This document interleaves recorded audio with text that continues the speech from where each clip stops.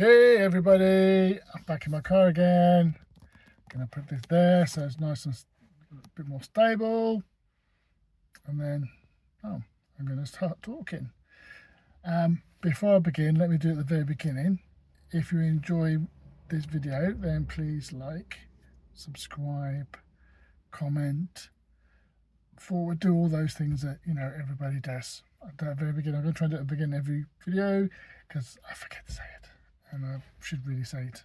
Just to remind you, not that you need reminder calls. Anyway, this video, it's kind of a little bit more of a sensitive subject, I suppose. But it's due because today we were talking, and this subject came up about it having happened to a number of IT staff in a fairly large company around here or near here.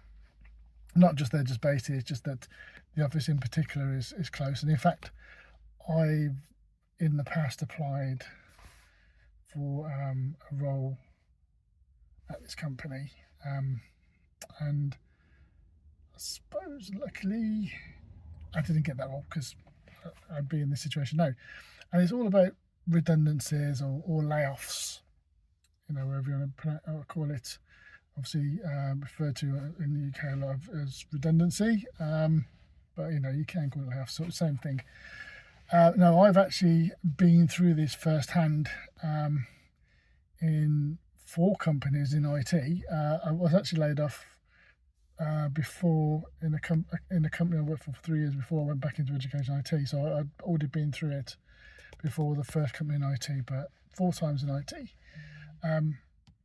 And I remember that the first time I'd actually only been there for about 9 months. It was quite a small company, and they only had probably about 20 IT staff, and I think 25% were laid off, including me. So what's that, 5 people? Something like that. 5 people, 6 people were laid off. I do remember a couple of people taking it quite bad.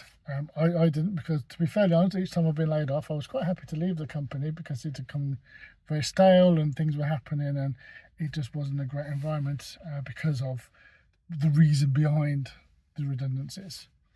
Apart from the last company, which actually had thousands of staff and just did it on a regular call, I think, just to kind of reduce the staff, by kind of removing roles and making them redundant. But anyway, I'll come to that at the end. It can be quite daunting when it happens. The good thing is, at least in the UK, a lot of companies, you get a redundancy package. That's not always true, and it's not always vast amounts.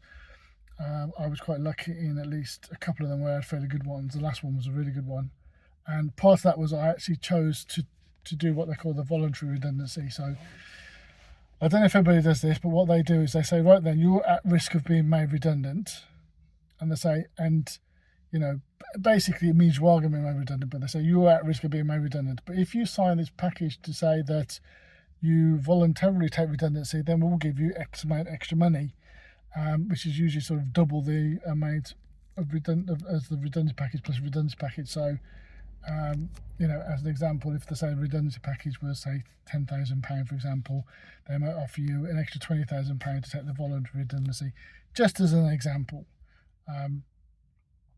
Which I use that example because I've had that example myself in the very last company I worked for. It was around that sort of money, so not 100% accurate, but around that sort of monies.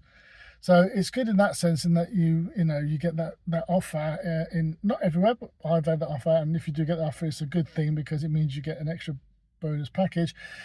On the reverse of that, it can sometimes be difficult to get new roles. Now, I was unfortunate in the fact that I didn't get a new role before the money got spent, as it were, because if I had, I'd have had nice bit in the bank. But I was lucky enough to get a role as the money was coming to being spent, so it lasted me for the time I was out.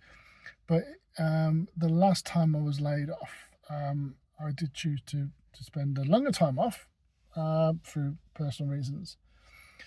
So the moral is that, redundancy happens. It's happening all the time. It's happened, as I say, I heard today, and I've been through this 4 times, and each one of those is different. One of them was because they spent all the money they had on a project and then had to make some redundancies because they didn't have much money. Another one was around the early 2000s when there was a lot of critical financial problems going on in IT itself. A lot of companies were in that situation. The third time was about 6 years later than that, when the same thing happened again. And then the fourth time was this very large company that had thousands of staff that just were making people laid off. But yeah, it's a daunting thing, and it can be very stressful and worrying. I think what you need to do is just try and take a breath, take a moment. There are opportunities out there, but obviously it can be difficult, especially if you've been in one place for a long time, because your skills become very stagnant in that role. I would suggest just taking some time out and spending a few pounds on getting some Udemy courses and just going through them, and maybe go on LeetCode. I like to go on LeetCode to practice different languages, because obviously in development it's good to have a number of languages under your belt. But yeah, that's it really. My history: I've been made redundant 4 times. The first time was in December 1999, and then it was like about 2002, 2008, and then 2020, I think. So 4 times in IT. Yeah, it happens. It's worrying, but try to take a breath. If it's happening to you, take a breath, have a look around, and just try to not to stress, because it can cause you physical harm if you do it too much. So hopefully my experience will relate and hopefully give you a bit of calm. And if you go through that, then why not leave a comment below and let's all chat about it. Yeah, right, I'll catch you all guys next week. Bye for now.